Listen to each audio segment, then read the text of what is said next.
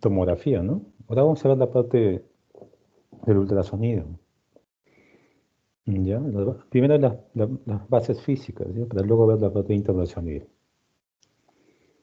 A ver,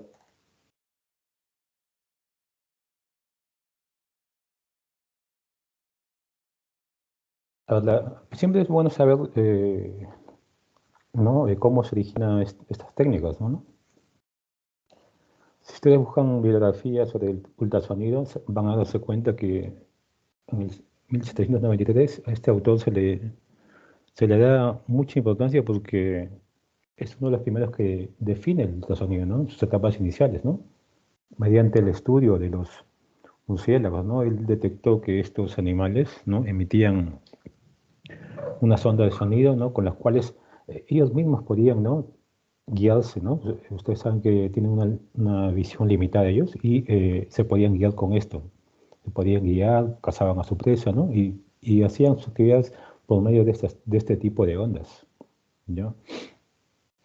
Muy importante que ocurrió luego, en el 1880, fue que los hermanos Curie descubrieron el efecto piezoeléctrico, ¿no?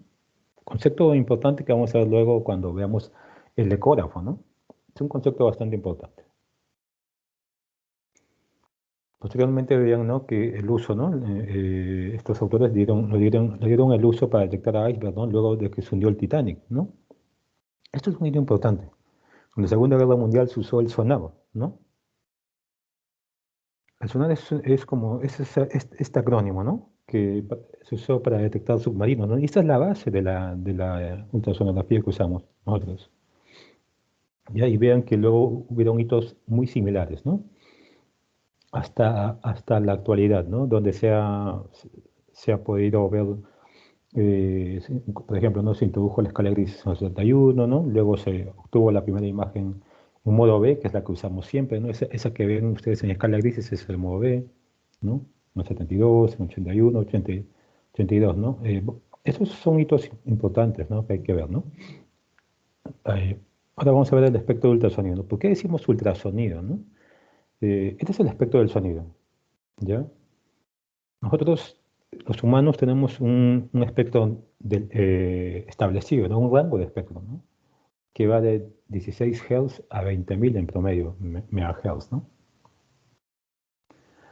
Por ende, vamos a llamar ultrasonido aquel espectro de sonido que esté por encima de 20.000 Hz. ¿Ok? Ese va a ser ultrasonido. Como ven ustedes, nosotros no detectamos, si otros animales sí lo van a usar, ¿no? Como los murciélagos que ya se comentó, y otros animales y otros mamíferos. El ultrasonido está por debajo de ellos, ¿no? Nosotros tampoco es audible a nosotros, ¿no? Ciertos animales sí pueden, sí tienen esa capacidad de recepción de estos sonidos, ¿ya? El ultrasonido médico, que somos nosotros, ¿no? El diagnóstico, generalmente varía en este rango, ¿no? En el rango de 2 a 15 megahertz. ¿Está bien? Ese es el rango en el cual nosotros usamos la frecuencia de ultrasonido, ¿no? En el diagnóstico médico. ¿Qué es el sonido, no? El sonido es el resultado del recorrido de la energía mecánica a través de la materia en forma de onda, ¿no? Recuerden que la clase anterior hablamos de ondas, ¿no? Hablábamos de ondas mecánicas y de ondas electromagnéticas, ¿no? La radiación ionizante les comenté que era una onda electromagnética, es decir, no necesitaba un medio, ¿no? Para poder desplazarse, ¿no? Mientras que el sonido es una onda, eh, perdón, la radiación ionizante es una onda electromagnética, ¿no? No necesita un medio, mientras que el sonido sí, es una onda mecánica y necesita un medio para poder desplazarse, ¿no? Ese es el sonido, ¿no? Una onda mecánica, ¿no? Y es porque necesita un medio. Y en ese transporte, mientras va recorriendo el medio, ¿no? Produce fenómenos de compresión y fenómenos de rarefacción, ¿no? Los fenómenos de compresión serán, por ejemplo, son estos, ¿no? Estos aquí, rarefacción son estas. Es decir, las zonas de compresión son zonas, regiones densas, en las cuales las moléculas están agrupadas, o se agrupan aquí, ¿no? Corresponde esta zona a una zona de alta presión. Su contraparte, la rarefacción, son zonas con pocas moléculas y por ende zonas de baja presión, ¿no? Y así transcurre el sonido, ¿no? en zonas, produciendo esto, ¿no? Compresión y rarefacción, zonas de alta y baja presión. ¿Ok? Como les dije, como les comenté en la parte de historia, las imágenes por ultrasonido están basadas en el mismo principio que se relaciona con el sonar, ¿no? Sonar es ese aparato que les decía, ¿no? Para detectar submarinos, ¿no? Utilizado por los murciélagos, barcos, pescadores, ¿no? ¿En qué se basa esto, no? Que cuando una onda acústica choca contra un objeto, ¿no? Esta onda acústica va a rebotar hacia atrás, ¿no? O hace un eco, por decirlo así, ¿no? Y nosotros al detectar estas ondas, ¿no? Al poder detectarlas podemos determinar varias características de estas, ¿no? Por ejemplo, la distancia, desde donde se ha lanzado la onda hacia donde ha rebotado, la forma de los diferentes objetos, tamaños, consistencias, ¿no? Si es sólido, si es líquido, si es heterogéneo, ¿no? También nos permite decir la uniformidad del objeto en estudio, ¿no? Entonces, fue importante entonces el conocimiento de este sonado, ¿no? ¿No? Esto de aquí, ¿no? Lo que les decía, ¿no? Lo que usan, ¿no? Ciertos animales submarinos, ¿no? Es decir, emiten un sonido, ¿no? Por ejemplo, los murciélagos emiten un sonido y este eco regresa, ¿no?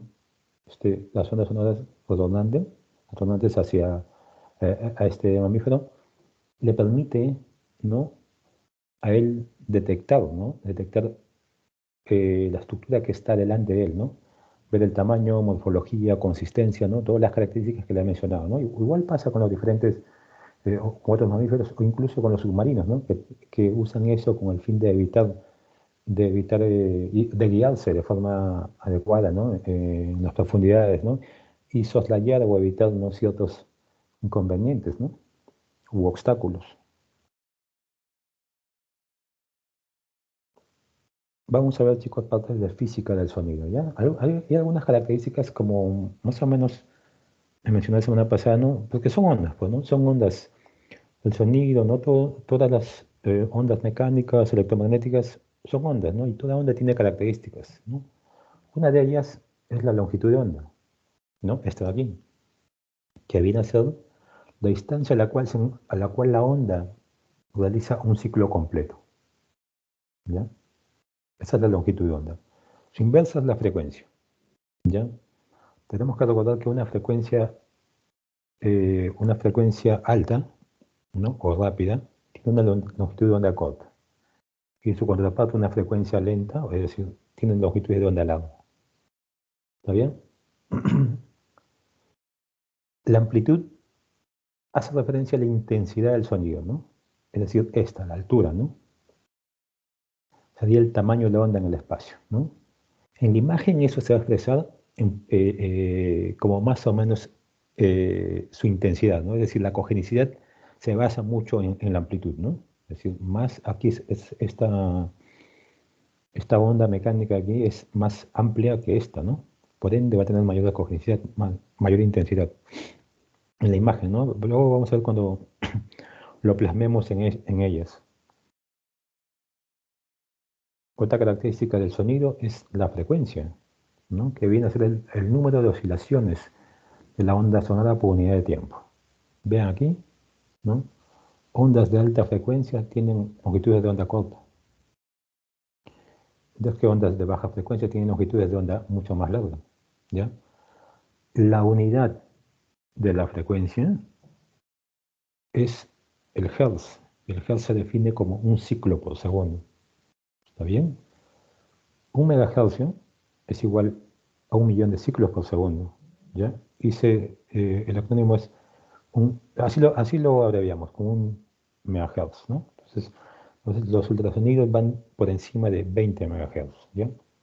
Y el ultrasonido médico que usamos nosotros va, ¿no? En promedio de 2 a 15, ¿no? Ahora se está usando un poco más incluso, ¿ya?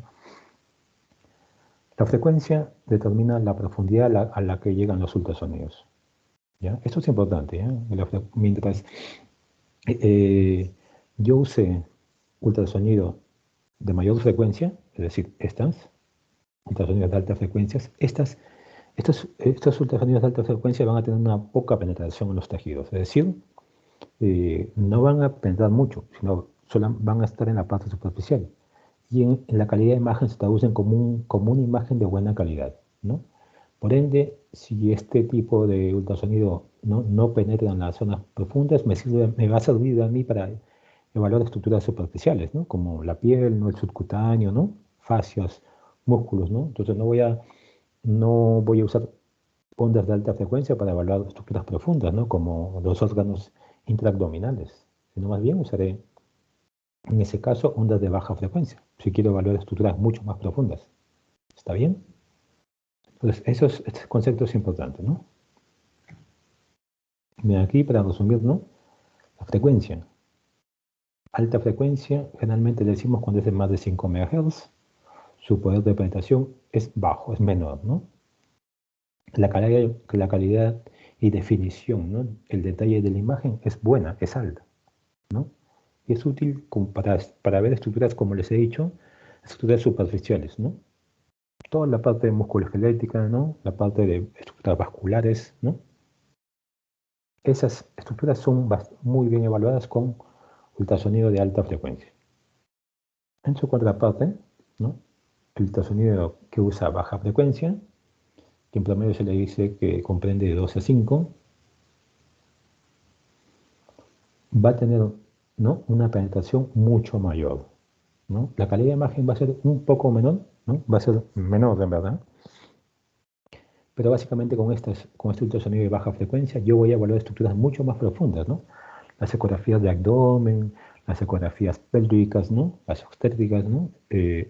Usan, ¿no? Ultrasonido de baja frecuencia. ¿Está bien?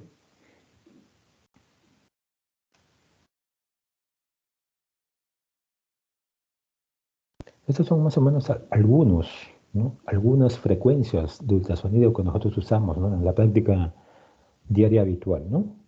Vean aquí, miren aquí. Ultrasonido de alta frecuencia, 15 MHz, estructuras muy superficiales, ¿no? El músculo esquelético, ¿no? Para músculo esquelético usamos este tipo de frecuencias, ¿no? De alta, ¿no? Porque necesitamos gran detalle, ¿no? Ver ligamentos, ver tendones, ¿no? Estructuras muy superficiales, ¿no? Ver lesiones subcutáneas, lesiones de piel, ¿no? Necesitamos eh, frecuencias altas, ¿no? Para ver estas estructuras tan superficiales y con mayor nitidez, ¿no? Mientras que si yo quiero evaluar, ¿no? Una estructura profunda, ¿no? Como el abdomen, ¿no? Las estructuras pélvicas, ¿no? Utilizo, ¿no? Ultrasonido con una frecuencia, ¿no? De este promedio, ¿no? De 3, ¿no? 3.5 MHz, ¿no? Es decir, baja frecuencia, ¿ya? Vean que el tiroides, mama, ¿no? Que son estructuras relativamente superficiales, ¿no? Usa un ultrasonido con una frecuencia también algo diferente, pero mayor, ¿no?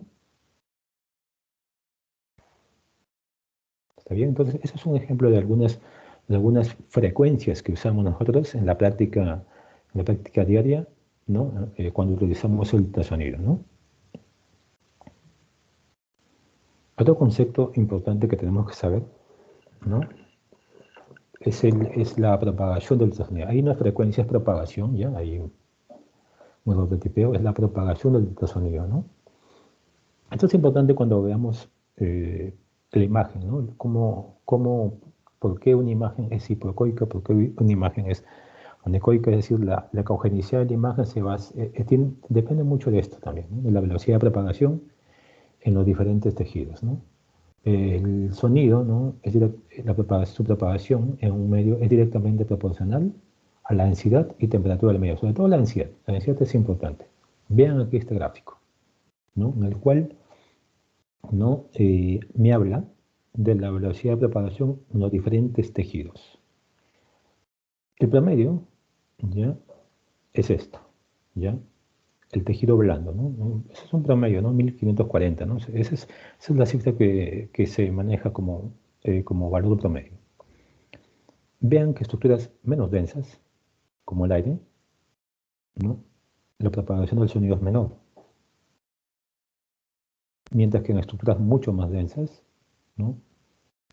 Es mucho mayor. ¿Ok? Si ustedes ven aquí en este rango, el agua, ¿no? tiene una relativa buena propagación del sonido. Y las partes blandas, vean aquí, ¿no? Mira, la mayor cantidad de tejidos blandos, ¿no? O vísceras abdominales, ¿no? Están en un rango más o menos cercano, todos ellos. ¿Ya? Entonces, esto debemos recordar para la formación de imagen, ¿eh? El aire, que tiene que, en la cual la velocidad de propagación es baja, ¿no? Es muy baja la velocidad de propagación, y mientras que en el hueso es mayor.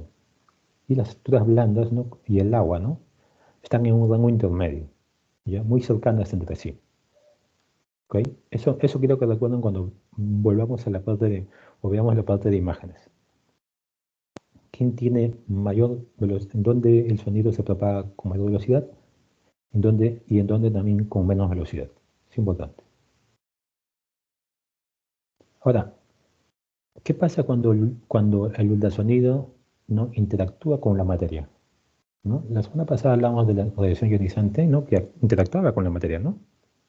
Y habían diferentes tipos de fenómenos, ¿no? Había unos que pasaban, otros que se absorbían, ¿no? Otros que se escapaban, otros que se dispersaban. Aquí pasa algo similar, ¿no? En la interacción del ultrasonido con la materia, ¿no? Se producen básicamente cuatro fenómenos. Uno, la reflexión o dispersión. Otro, la refracción. La absorción y finalmente la atenuación, ¿no? El concepto de atenuación es muy similar a como mencionábamos en lo que es radiación ionizante, ¿no? Ahora vamos a ver cada uno de estos. Reflexión o dispersión. Vean aquí. Esta es una estructura, ¿ya? Esta es una estructura. Supongamos un órgano, ¿no? Ustedes saben que los órganos están constituidos por una serie de tejidos, ¿no? No es homogéneo, ¿ya? Entonces aquí hay un tejido A y un tejido B, ¿ya? Ahora, la zona límite entre ambas se llama interfaz. Esto sería la interfaz, ¿ya? Entre este tejido A y entre este tejido B. ¿Está bien? Miren aquí, llega la onda ultrasonido incidente, ¿ya? Este ultrasonido, ¿no? Al entrar en contacto con esta interfase, se va a reflejar, ¿no? Es decir, va a haber un cambio de dirección del sonido, ¿no? Esa es la reflexión. Es decir, es el cambio de dirección del sonido al chocar contra la interfase, contra una interfase. ¿Está bien? Llega y se refleja. Les he dicho que ese es un órgano, y un órgano está constituido por diferentes tejidos, ¿no? Y como tiene diferentes tejidos, va a haber interfaces dentro del órgano. ¿Qué pasa cuando el sonido atraviesa un medio completamente homogéneo? Es decir, no hay interfaces, ¿no? No va a haber interfaces, no va a haber dónde reflejarse, y el medio va a parecer anecoico, ¿no? O quístico, ¿no? En el caso, esa es la base de las imágenes eh, quísticas, toda lesión quística, ¿no? Hablando de lesión quística que sea homogénea, ¿no? Es decir, de contenido líquido, van a tener esa característica de ser anecoicos, precisamente por eso, porque no hay interfaces donde se refleja el sonido, donde se va reflejado. Recuerden ustedes, ¿no? Cómo nosotros nos basamos, en qué nos basamos con la propiedad del sonido, ¿no? Necesitamos ondas que se reflejen. Esa onda reflejada es la que llega para la formación de imagen, esta de aquí. Yo emito un sonido, ¿no? Y va a haber una reflejada. Entonces, esta va a ser captada por el traductor para la formación de la imagen posterior, ¿no? Y esto pasa porque la estructura en la cual se está incidiendo el sonido tiene interfaces. ¿Ven aquí? Y por ende va a rebotar. Por ende va a haber un reflejo, ¿no? Si no hubiesen esas interfaces, ¿no? Es decir, pues un medio totalmente homogéneo, esa propiedad lo cumplen los líquidos, no va a haber reflejo. Y por ende, la estructura va a aparecer anecoica. ¿Está bien? Por el contrario, cuando el medio es heterogéneo, como la mayoría de órganos, existen interfaces acústicas que son las responsables de la reflexión de una cantidad variable de energía sonora, ¿no? Es decir, en la mayoría de órganos que evaluamos, ¿no? Hígado, riñón, vaso, ¿no? Y otras estructuras son heterogéneas, ¿no? Es decir, tienen en su interior múltiples interfaces, ¿no? Y por ende van a reflejar el ultrasonido, ¿ya? Y dependiendo de las interfaces me va a dar una serie de grises, una serie de tonalidades que vamos a ver luego. Pero también, si han visto la imagen, no solamente hay un sonido que se va a reflejar, hay un sonido que va a pasar, ¿no? Va a pasar la interfase, pero va a haber un cambio de dirección del sonido. Es decir, viene así, ¿no? Con un ángulo de incidencia y pasa, ¿ya? Pasa con una dirección diferente. Es decir, va a haber un cambio de dirección, ¿no? Esa es la reflexión, ¿no? Es el cambio de dirección del sonido que se da cuando este incide en la interfase. ¿Ya? Obviamente cada tejido tiene la velocidad, el sonido se transmite a una diferente velocidad en cada tejido, ¿no? Eso está de más decirlo. ¿Ya? Entonces, ese cambio de dirección es la refracción. ¿Ya? La absorción, ¿ya? La absorción es la pérdida de energía que experimenta un haz de ultrasonido que atraviesa un medio, ¿no? Haciendo que las partículas, ¿no? de la materia o del objeto con el cual interactúa comiencen a vibrar. Debido al uso de dichas partículas, una parte de esta energía se transforma en calor. Eso en verdad muchas veces se le toma como una desventaja, ¿no? La formación de calor, ¿no? Y lo vamos a ver luego la parte de desventajas, ¿no? La formación de calor es algo que no, lo cual es poco, pero se toma como una desventaja del ultrasonido, debido a esa absorción. ¿Está bien? Cuando mayor es la absorción, menor es la penetración de los ultrasonidos en el medio, ¿no? Eso también es importante, ¿no? Si el ultrasonido va a ser absorbido en su mayor parte por el objeto con el cual está interactuando, ¿no? Va a haber menor penetración en la parte para ver el resto de estructuras, ¿no?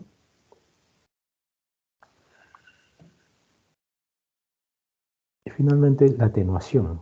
La atenuación es el resultado, ¿no? Es el resultado de la pérdida de energía que experimenta el ultrasonido al atravesar un medio, ¿no? Consecuencia de su absorción, lo que mencioné hace un momento, reflexión y refracción. Es decir, la atenuación es el resultado final, ¿no? Luego que el ultrasonido ha pasado por todos estos fenómenos. ¿Ok? La atenuación guarda relación directa con la profundidad y con la frecuencia. Es decir, a menor frecuencia, menor atenuación, ¿no? Lo cual es útil para estudios superficiales, como ya les he mencionado. Y a mayor frecuencia, mayor atenuación, ¿no? Útiles para estudios profundos.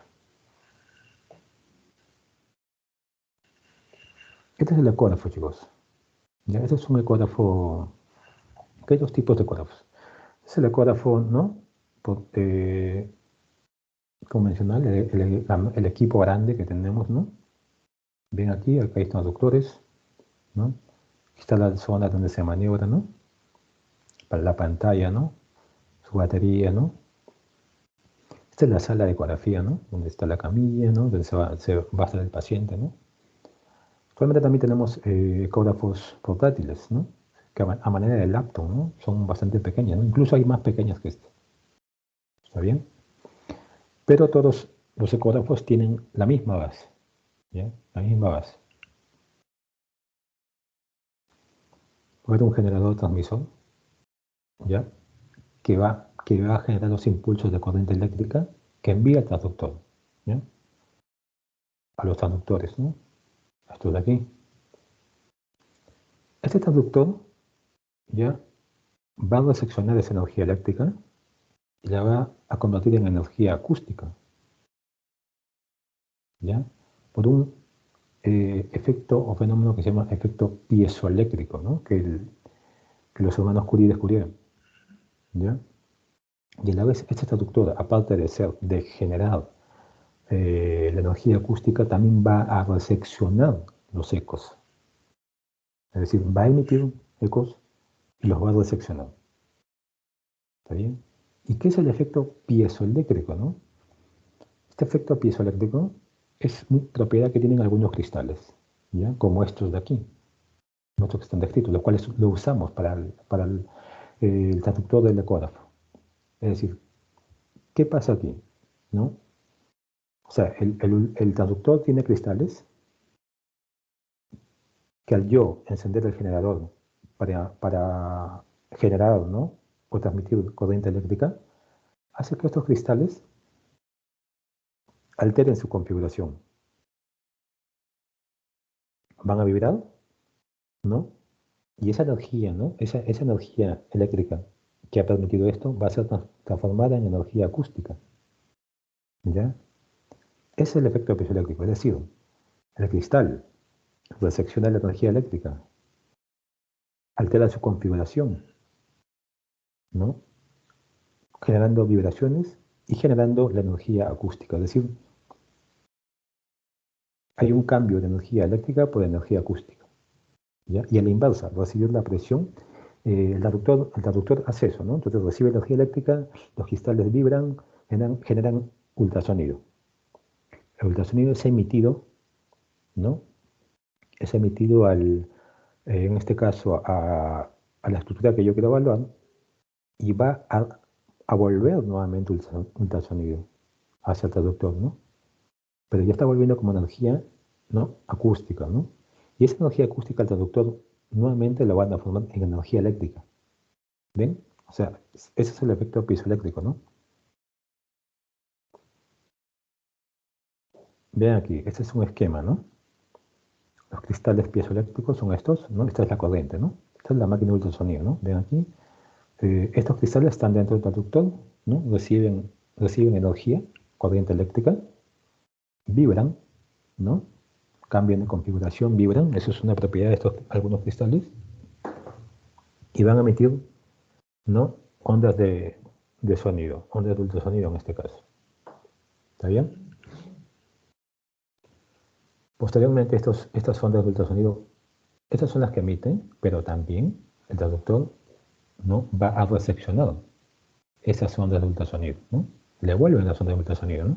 ¿Qué es lo que queremos nosotros, ¿no? Recordemos, como les dije, lo del sonar, ¿no? Uno necesita el retorno de esa energía, ¿no?, en forma de ultrasonido, ¿no? Entonces, este ultrasonido regresa, este cristal piezoeléctrico, ¿no?, estos cristales hacen el fenómeno opuesto, es decir, transforman esta energía acústica en energía eléctrica, lo cual va a ir a la máquina de ultrasonido para generar la imagen.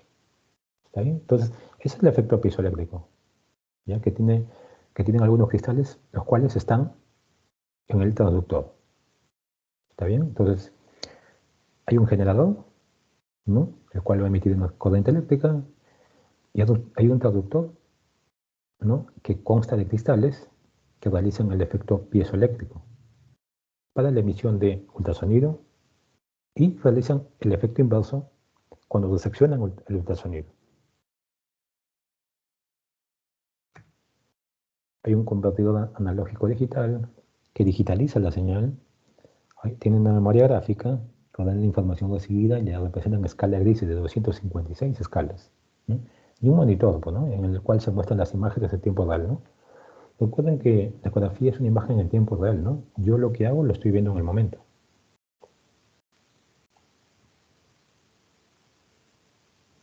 Veamos aquí, ¿ya? Un resumen de cómo funciona el transductor, ¿no?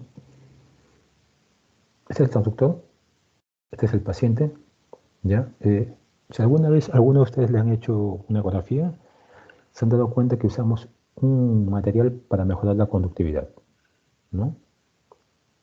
Usamos en este caso gel, ¿no? Colocamos gel, el gel que es, al final es gel, es agua, ¿no? Es agua, es un líquido, ¿no? Y como vimos en la parte de la velocidad de conducción, en ese gráfico, vemos que el líquido conduce bien el ultrasonido. Entonces, ¿qué pasa si no uso, si no uso gel, ¿no? Entre el traductor, ¿no?, y la estructura evaluada se va a interponer aire. ¿Recuerdan, ¿no?, cómo transmitía el ultrasonido, o sea, cómo se conducía el sonido en el aire? Mal, pues, ¿no? Por ende, me da una mala imagen, una mala calidad de imagen. No se ve bien, no hay una imagen adecuada, ¿no? Por ende, usamos este medio, ¿no? Ese medio de conductividad que es el gel, ¿no? es líquido, pues, ¿no? Es líquido, y el cual el líquido sí tiene una buena conductividad. Entonces, ya el traductor emite pulsos de ondas hacia los tejidos, ¿no? Ahí pasa todos los fenómenos, ¿no? Entonces ahí pasan los fenómenos que les mencioné hace un momento, ¿no? El ultrasonido interactúa, ¿no? Con el órgano que quiero evaluar, ¿no? Se produce reflexión, refracción, ¿no? Atenuación, ¿no? Absorción, todo eso, ¿no? Al fin y al cabo, ese traductor va a emitir sonidos, pero a la vez ese sonido que se va a reflejar, ¿no? Es el sonido que voy a captar yo, ¿no? Recibe la energía, ¿no? Va a haber un reflejo, un ultrasonido que vuelve, ¿no? ¿Por qué vuelve el ultrasonido? Porque hay un tejido que tiene interfaces, ¿recuerdan? ¿No? Entonces aquí hablamos de cognición, ¿no? Que es la habilidad de un tejido, sustancia, de reflejar ondas sonoras para producir un eco. Entonces, todo aquel tejido, órgano o estructura que yo quiera evaluar, ¿no? Que tenga interfaces me va a producir, ¿no? Una cogenicidad, ¿no? Es decir, una estructura no va a ser anecoica, ¿no? Va a producir eco, me va a producir una imagen en escala gris, ¿no? Entonces, la cogenicidad lo vamos a medir como la habilidad de un tejido o sustancia de reflejar ondas sonoras, ¿no? Para producir un eco, ¿no? Y eso lo va a hacer cualquier estructura que tenga interfaces, ¿ya? Finalmente, la computadora calcula las ondas sonoras, ¿no? Es decir, las ondas que han llegado del ultrasonido, ¿no?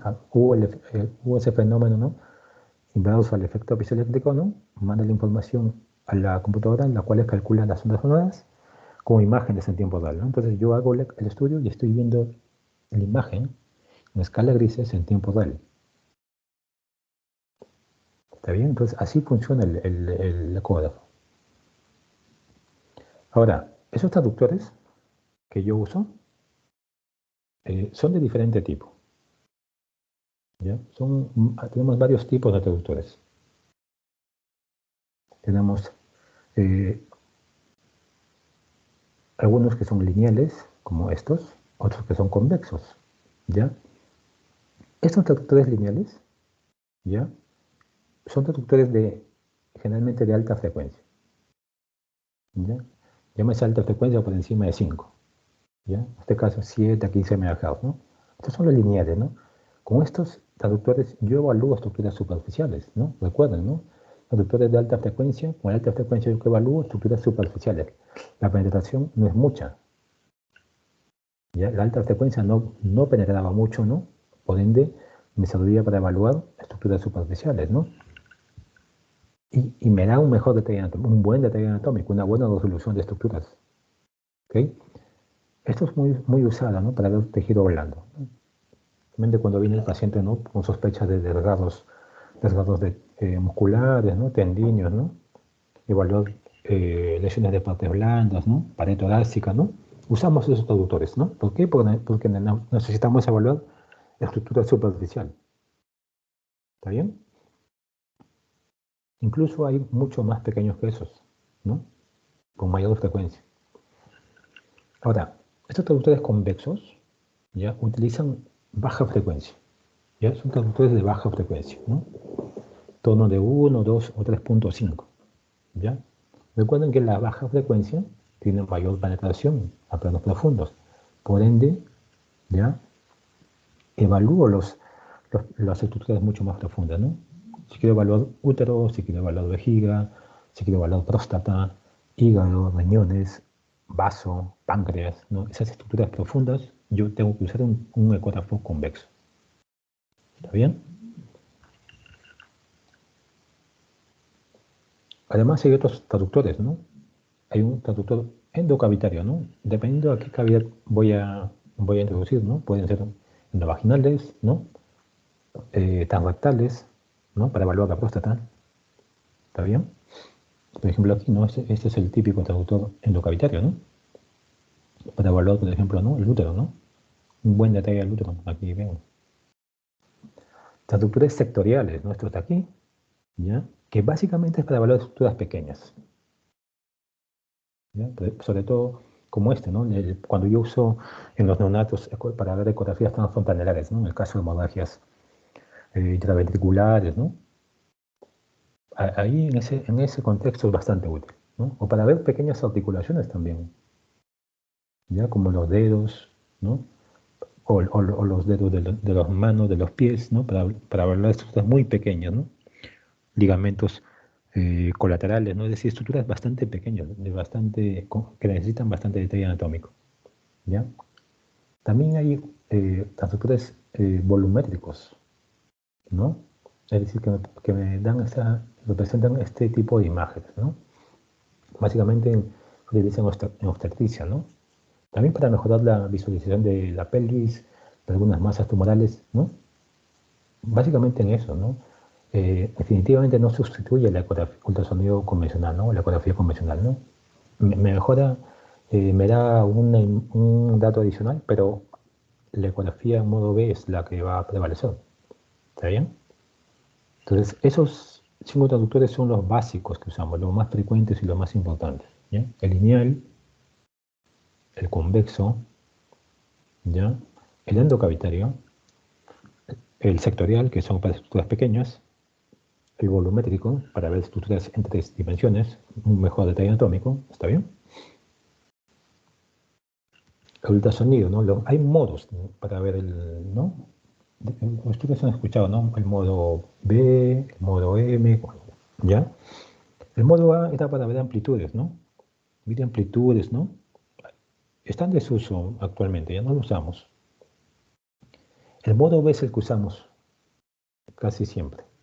Es el usado, ¿no? Cualquier ecografía que le hagan ustedes es una ecografía en modo B, ¿no? Es decir, las ecointensidades son convertidas a imágenes en gris, ¿no? Es decir, vemos la pantalla y una escala de grises, ¿no? Como en este caso está representado el hígado, ¿no?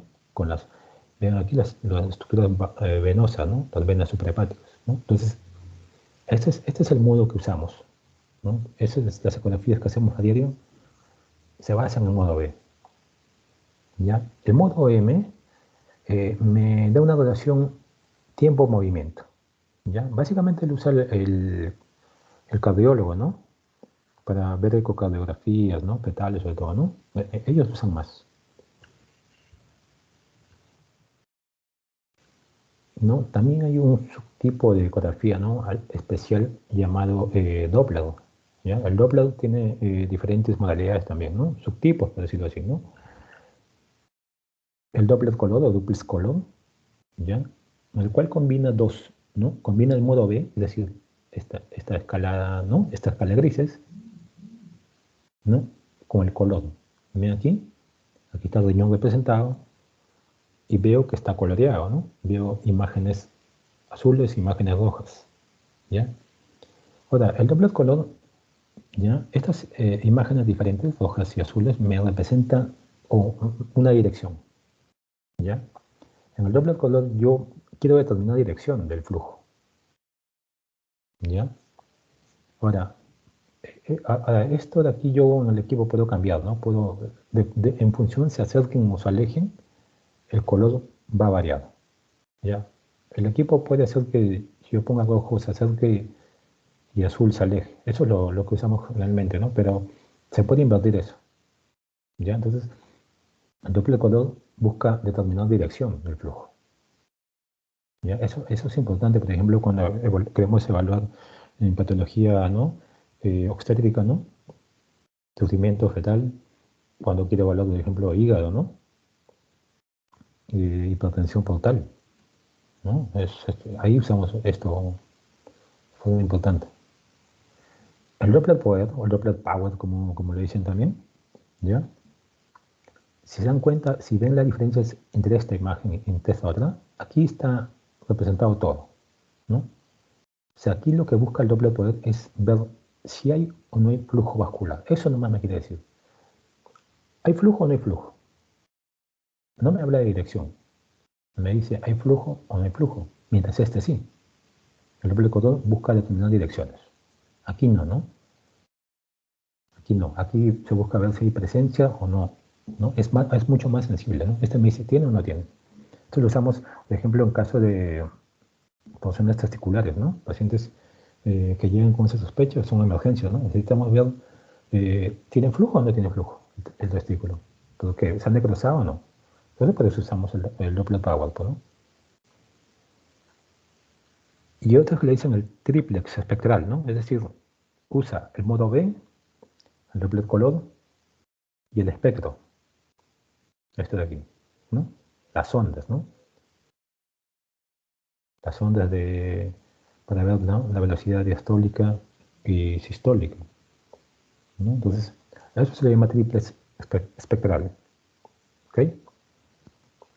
Estas dos de aquí es importante diferenciarlo, ¿ya? Color, dirección, poder, presencia, flujo, o el power.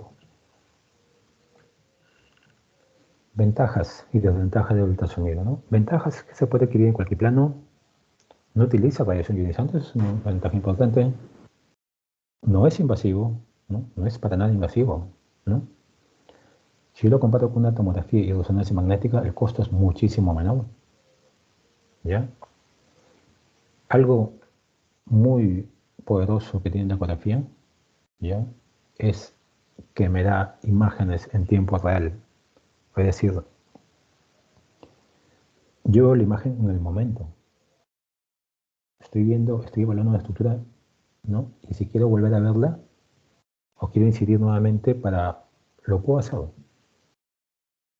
¿no? Cosa que no puedo hacer con la tomografía de resonancia magnética. Ya adquirí, ¿no?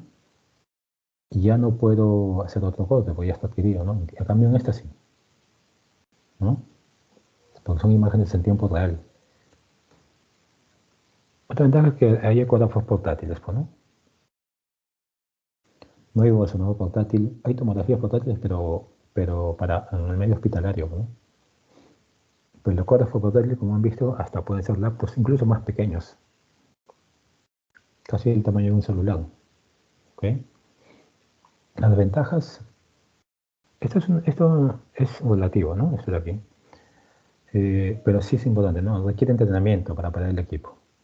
Es decir, requieren la pericia del que realiza el estudio, ¿ya? Depende de la habilidad de quien, o la experiencia, ¿no? De quien está realizando el estudio, ¿no? Mientras más pericias tenga, ¿no?, mayor sensibilidad y especialidad tendrá el método, ¿no? Es decir, mayor rendimiento va a tener la prueba. ¿Está bien? Esto es algo relativo, no penetra hueso ni forma imágenes del aire, ¿no? Generalmente se dice que el ultrasonido no me sirve para evaluar estructuras óseas, ¿no? En la parte musculoesquelético, ¿no? Esto es relativamente cierto, ¿no? Sí se podría ver quizás detalle mínimo, pero algo más detallado el hueso no me permite ver, ¿no? Entonces no penetran hueso ni forma imágenes del aire, ¿no? Recuerden que el aire en el aire el sonido se propaga mal, ¿no? El aire, ¿no? Toda estructura que tenga aire, ¿no? Pulmón, intestino, ¿no? Se ve mal con la ecografía, ¿no? No tiene la ecografía no me permite evaluar estructuras aéreas de forma adecuada. Y ahí la generación de calor que les decía, ¿no? Debido a la absorción, ¿no? Miren aquí esta imagen, esta radiografía de abdomen, donde veo distensión de asas, ¿ya? Asas distendidas con contenido gaseoso. Vean si yo hago una ecografía en esta zona, ¿no? Ven, en esta zona hago una ecografía. Miren lo que veo. Un área totalmente, ¿no?, sin señal, ¿no? Solamente hipoecoica, mal definida. No veo estructuras ahí, ¿no? Es porque tiene contenido aéreo, por el aire.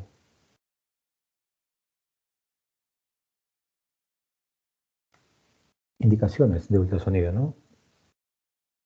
Básicamente, para definir un diagnóstico de un dolor abdominal, ¿no? Basado en una sospecha clínica, es decir, cualquier dolor en el abdomen, ¿no? Luego que el médico o que el evaluador indique la zona, ¿no? Por ejemplo, puede evaluar hipocondrio derecho, sospecha de litiasis vesicular, o si le queda hecho apendicitis, ¿no? En función de la valoración que haga el médico o el clínico en este caso, ¿no? Se puede definir, ¿no?, la causa del dolor abdominal, ¿no? Recordad que el ultrasonido no valora vísceras huecas. ¿Ya? No vayan a pedir una ecografía para valorar intestino delgado, intestino grueso. Si bien se podría ver alguna que otra estructura, si es que hubiese líquido, no es comúnmente pedirlo, ¿no? Para ver, ¿no? Recordemos, es por la presencia, ¿ya? Sí podría haber una estructura, una víscera hueca, como si tuviese líquido. Si tuviese, ¿no? Ni diciendo si se llenase el líquido, en el caso de obstrucción intestinal, sí se podría ver, ¿no? Pero normalmente como tienen aire no se ven bien, ¿ya? No valoro las vísceras huecas con la ecografía, de forma normal, ¿no? Considerar la espesor del panículo adiposo. Eso también es importante, ¿no? Hay muchas veces que son pacientes obesos, ¿no? Pacientes obesos, los cuales la grasa va a ser una limitante, ¿no? El grosor del panículo adiposo, ¿no? Para la visualización de las estructuras, ¿ya? Si yo quiero valor útero y anexos, tiene que ser con vejiga llena. ¿Por qué? Recuerden que el líquido, ¿no? Es, al igual como yo usaba el gel entre el traductor y la estructura y la piel en este caso, ¿no? El líquido es un buen traductor, ¿no? Y por ende, el líquido, ¿no? Para yo valor útero y anexos, el caso de ecografía, ¿no? Abdominal, ¿no? Con abdominal tiene que ser con vejiga llena. ¿Por qué? Porque ese líquido va a servir como una ventana acústica que me va a permitir ver mejor las estructuras adyacentes. En el caso de ecografías suprapúbicas, ¿no? Obstétricas, si es vía, ¿no? Viendo con un traductor endocavitario, no, ahí sí la vejiga así. Para obstetricia, ¿no? Ampliamente usado, ¿no? Para ver estructuras superficiales como la tiroides, ¿no? Bastante lo usamos, ¿no? Para ver partes blandas como el testículo, los escrotos. En pediatría, ¿no? En pediatría es bastante uso le damos a la ecografía, ¿no? Para evaluar múltiples estructuras, ¿no? Ganglios, ¿no? Apéndice, ¿no? Diferentes tipos de lesiones, ¿no? Para la evaluación vascular también, ¿no? Por medio del Doppler, ¿ok? La cogenicidad, chicos, miren. Hay algunas estructuras, ¿no? Que van a ser anecoicas, otras que van a ser hipoecoicas, otras hiperecoicas o hiperecogénicas, ¿ya? O sea, caen en este rango, ¿ya? ¿Quiénes van a ser hiperecogénicos? ¿No? Tienen que recordar que el calcio, el hueso, ¿no? El hueso, ¿no? Va a reflejar todo ultrasonido y no va a pasar nada atrás y va a generar una imagen hiperecogénica, ¿ya? Y posterior a esta se va a dar una sombra acústica, posterior, ¿no? Que es un artefacto, ¿ya? La grasa también puede ser hiperecoica. La grasa es variable, ¿no? Puede ser, ¿no? Hipocoica, isoecoica, ¿no? O hipocoica. Pero también hiperecoica, ¿no? Es variable, ¿ya? El agua, recuerden que no tiene interfaces, es anecoico, homogéneo, ¿no? Y me da un fenómeno, ¿no? Posterior a esta, que se llama refuerzo acústico posterior. Vean aquí, esto es importante, chicos. El líquido optimiza la ventana de visualización, ¿ya? Es decir, el líquido, como les mencioné, es un buen traductor, es un buen elemento conductor del ultrasonido. Por ende me permite ver estructuras que lo usamos como ventana acústica, de apoyo, ¿no? Para poder ver el resto de estructuras, ¿no? El agua es anecoico, ¿no? Cualquier líquido, ¿no? Cualquier estructura que tenga líquido va a ser anecoico, ¿no? La vejiga, ¿no? Vesícula biliar, ¿no? El aire, ¿no?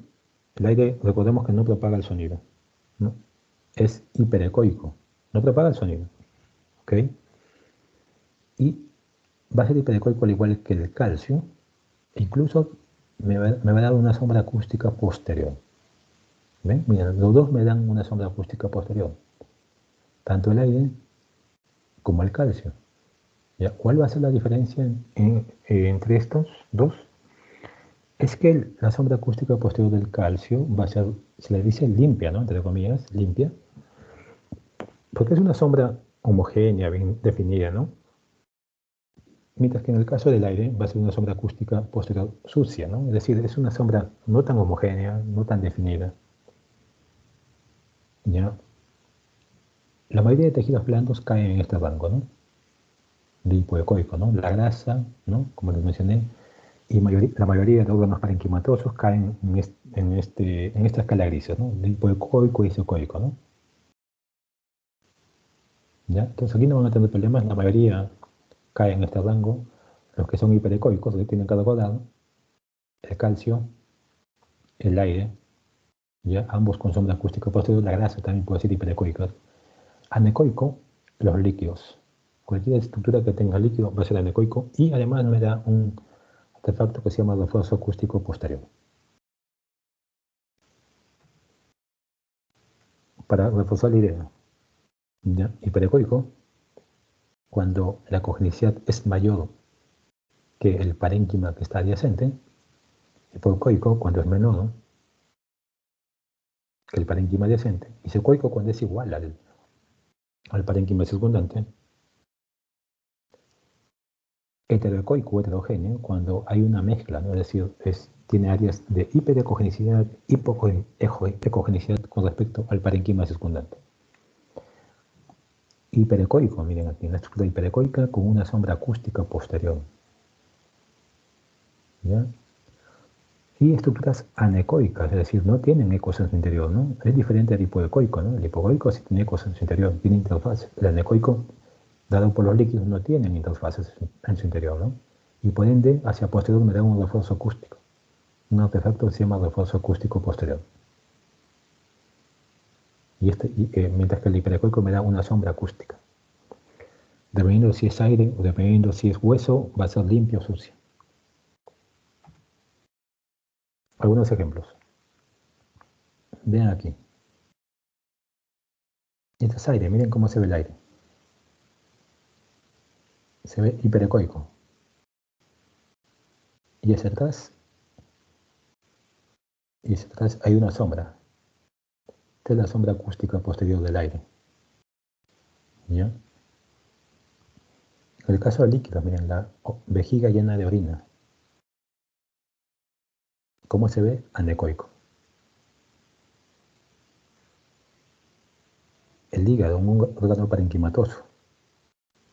Una ecogenicidad intermedia, ¿no? Hipoecoica, isocoica, ¿no? Sobre todo hipoecoica. Un cálculo en la vesícula. Miren aquí, me da una sombra acústica posterior. Si yo veo esta sombra acústica y la comparo con la del aire, la sombra acústica posterior de este cálculo es negra, ¿no? Es negra, bien homogénea, bien hipocoica, ¿no? Bien homogénea. Mientras que esta sombra acústica no es tan nítida como esta, ¿no? Es un poco más, es oscura, pero no tan homogénea como esta. ¿Ya? Esta se llama sombra acústica en las lesiones cálcicas, sombra acústica posterior, limpia, entre comillas, y esta sombra, el aire hiperecoico con sombra acústica sucia. Los tejidos blandos, ¿no? De densidad hipoecoica, la grasa, recordemos, ¿no? Miren la grasa, el subcutáneo hipoecoico, un lipoma hiperecoico, ¿no? La grasa es variable, como les dije, ¿no? Que puede ser hiperecoica o hipoecoica.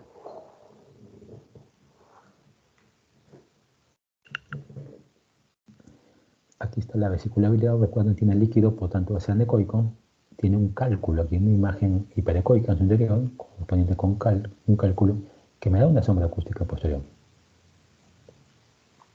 En este otro caso tengo la vesícula, recuerden que está llena de líquido vesicular, líquido biliar, y posterior a esta me da un fenómeno llamado refuerzo acústico posterior, o refuerzo sónico, como dice ahí también, ¿no?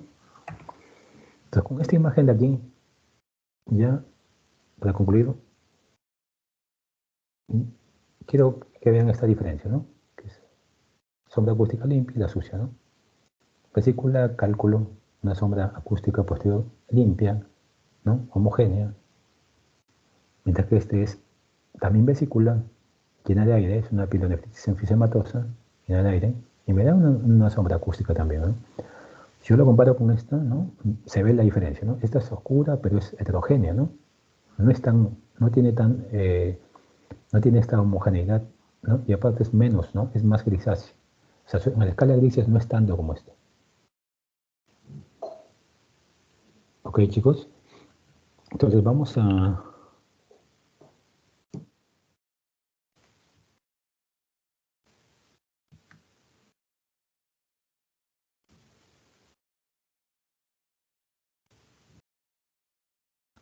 ver, Andrew, Sí, doctor, dígame. ¿me escuchas, no? Sí, Ya, vamos a pasar a la parte del internacionalismo, ¿ya?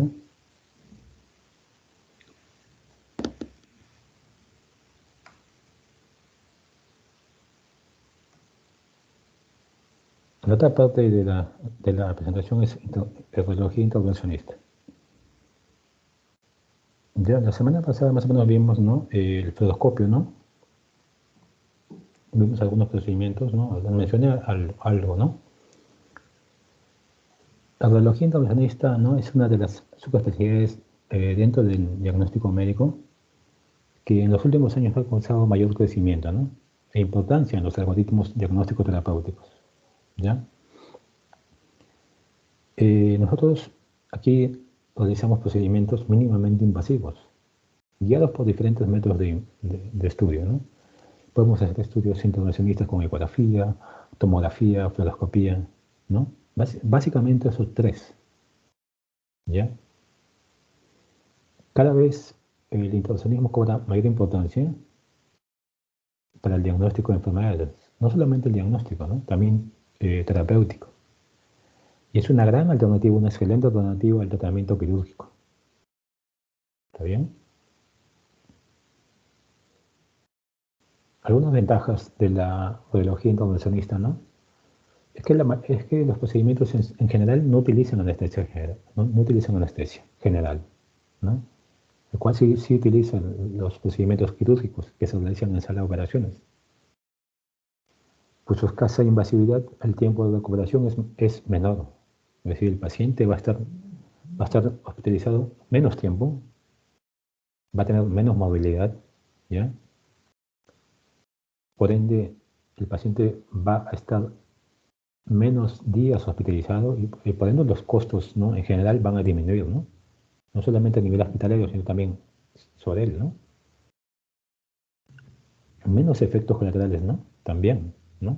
Es un procedimiento intervencionista comparado con una cirugía tiene menos efectos colaterales, ¿ya? Menos dolor, menos estancia, ¿no? Menos complicaciones, ¿no? Eso es algo propio de estas técnicas, ¿no? Que son mínimamente invasivas. Procedimientos de intervencionismo tenemos dos tipos, ¿no? Diagnósticos y terapéuticos. ¿Ya? Los diagnósticos, dos grandes grupos. Los que hacemos el diagnóstico con punción, aspiración de aguja fina y con aguja gruesa, ¿no? O sea, es decir, hacer diagnóstico, ¿no? En el cual podemos usar agujas finas o gruesas. Y terapéuticas tenemos muchas, ¿no? Muchas, ¿no? Algunas de estas están mencionadas aquí, ¿no? Como el drenaje percutáneo, nefrostomía percutánea, ¿no? Colocación de arpones, una gran cantidad de estudios, ¿no? Los dos primeros son los más frecuentes usados, ¿no? Algunas generalidades sobre el procedimiento, ¿no? El paciente antes del procedimiento tiene que ser en ayunas, ¿no? Siempre se revisa su historia clínica con el fin de que esté completo sus exámenes, ¿no? Su hemograma y sobre todo su perfil de coagulación, ¿no? Para evitar riesgos de sangrados, ¿no?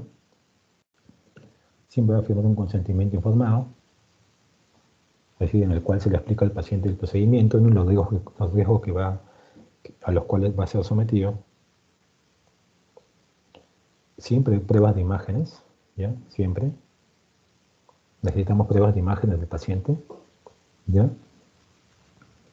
Y antes de entrar al procedimiento se le explica, ¿no? Se le explica en qué consiste, ¿ya? Eh, la colocación del paciente depende, ¿no? Depende de dónde está localizada la lesión, ¿no? No es lo mismo, ¿no? una lesión en pared torácica que una lesión en hígado o una lesión en cavidad abdominal, ¿no? O una lesión ósea, ¿no? Depende de la localización de la lesión, ¿no? Depende también de la condición clínica del paciente, ¿no? Si me va a colaborar o no. Y obviamente la estructura anatómica estudiada. En este caso es una imagen en la cual se va a utilizar tomografía, ¿no? El paciente está en decúbito, ¿no? Decúbito crono y se va a proceder a centrar la lesión que está de situación posterior, ¿no? Es por eso que está así, está colocado de esa manera, ¿no? Eso, se hace un estudio tomográfico, estamos hablando de tomografía en este caso, ¿no?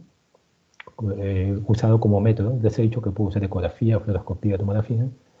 Veo aquí que hay una lesión, ¿no? Por ejemplo, en este caso, intraabdominal, ¿no? Un primer escanograma, una primera imagen en la cual me permite a mí, ¿no? Ver mi punto de entrada y medir, ¿no? Aquí.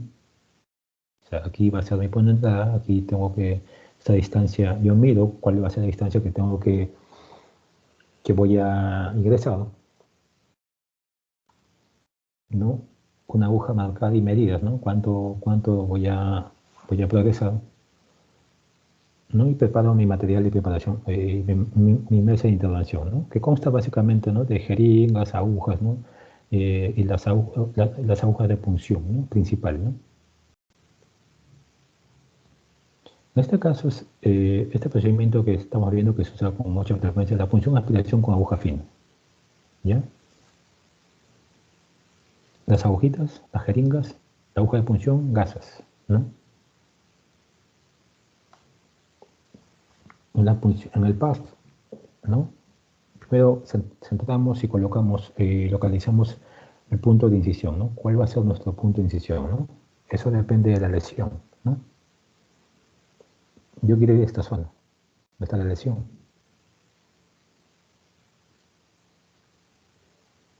¿Ya? Entonces, aquí hago un centro y localizo el punto de incisión. Yo voy a entrar por aquí.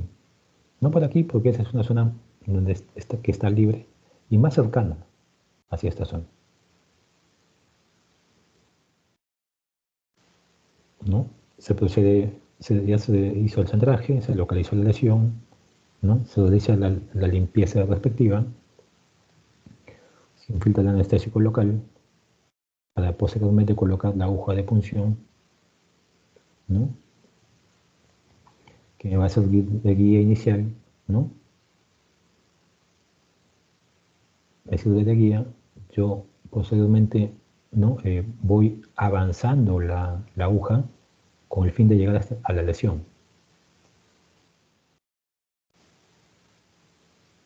que es ahí, coloco mi fijador, aspiro luego el material que yo deseo estudiar, ¿ya? Y aspirado, luego de que yo he aspirado, ¿no? Ya tengo la muestra, ¿no? Entonces lo que ahora procede es extender el material, ¿no? Con todas mis láminas, ¿no? Y objetos, extiendo el material para ser enviado al estudio histológico, ¿no? O estudio citológico, dependiendo del caso, ¿no? Previo fijado y todo el procedimiento, ¿ya? Este es un procedimiento que se usa de forma rutinaria, ¿no? La punción aspiración con aguja fina, ¿no? En este caso fue guiado con tomografía, pero también puede ser guiado por ecografía, ¿no? Como las biopsias de tiroides, ¿no? Que básicamente tienen un procedimiento muy similar. Otro procedimiento que también es muy frecuente es la nefrostomía percutánea, ¿no? Esos son los elementos que yo necesito, ¿no? Mis gasas, ¿no? Mi bisturí, obviamente mi catéter de nefrostomía, ¿no? Con mi guía respectiva, mis pequeñas jeringas, ¿no? Mi dilatador, mi aguja de punción con la cual voy a punzar, igual que hace un momento, ¿no? Guiado por eco, ¿no? En la nefrostomía lo que yo pretendo es introducir el catéter en el seno renal, ¿no? O sea, ahí, en la pelvis, ¿no? El paciente, ¿no? De cúbito prono, ingresa al tomógrafo para hacer el montaje.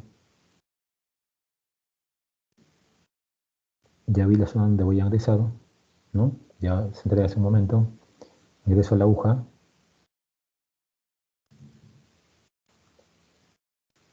¿No? Veo que estoy en la pelvis, ¿no? Porque sale orina, no sale sangre. Coloco la guía y introduzco el introductor, ¿no? Introduzco el dilatador para fijar. Coloco en este caso luego el catéter, ¿no? Que es, dependiendo del tamaño puedo introducir un tipo de catéter, ¿no? Obviamente de eso depende ya del paciente, ¿no? De su hábito corporal, ¿no?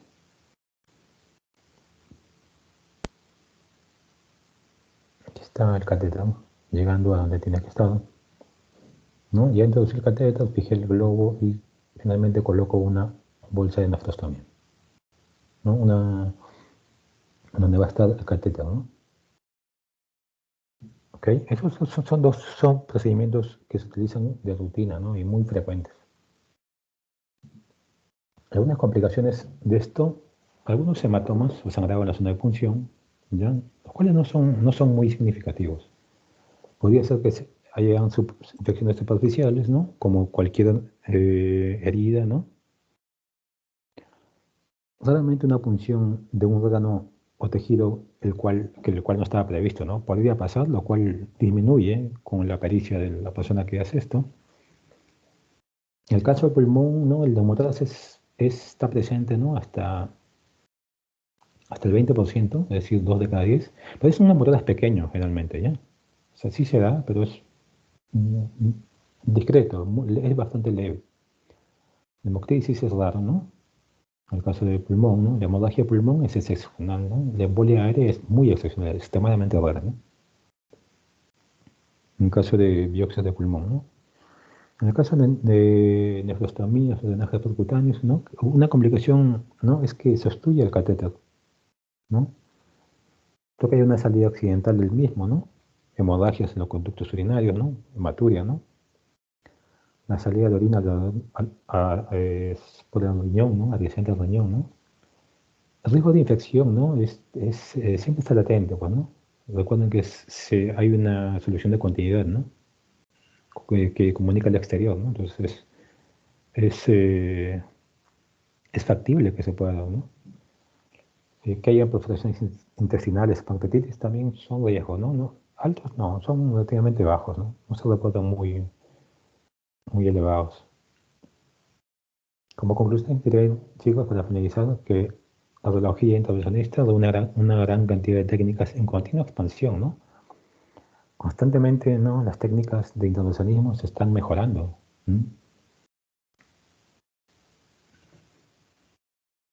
Por su escasa invasividad y gracias a los trabajos que han ido apareciendo en los últimos años, ¿no? Muchos trabajos están apareciendo, ¿no? Que demuestran la efectividad del mismo. Muchas de estas técnicas, ¿no? Se han convertido en el tratamiento de elección o de segunda línea de muchas patologías, no solamente vasculares, sino también oncológicas, ¿no? Básicamente en esos dos, ¿no? Finalmente, algo importante es que estos procedimientos no disminuyen la movilidad del paciente y por ende su estancia hospitalaria, ¿ya? A diferencia de los procedimientos quirúrgicos, ¿no? En los cuales se utiliza anestesia general, cortes de mayor dimensiones, ¿no? Mayor movilidad del paciente, ¿no? Más tiempo hospitalario, ¿no? La probabilidad de mayor complicación, ¿no? Entonces, vean que el intervencionismo, ¿no? Es una rama que está en continuo crecimiento, en continuo desarrollo, ¿no? Es basado en procedimientos mínimamente invasivos, ¿no? Que son una alternativa, ¿no?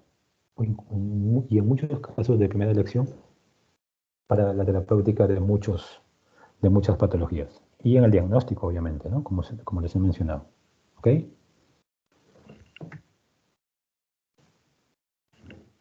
¿Alguna pregunta, chicos?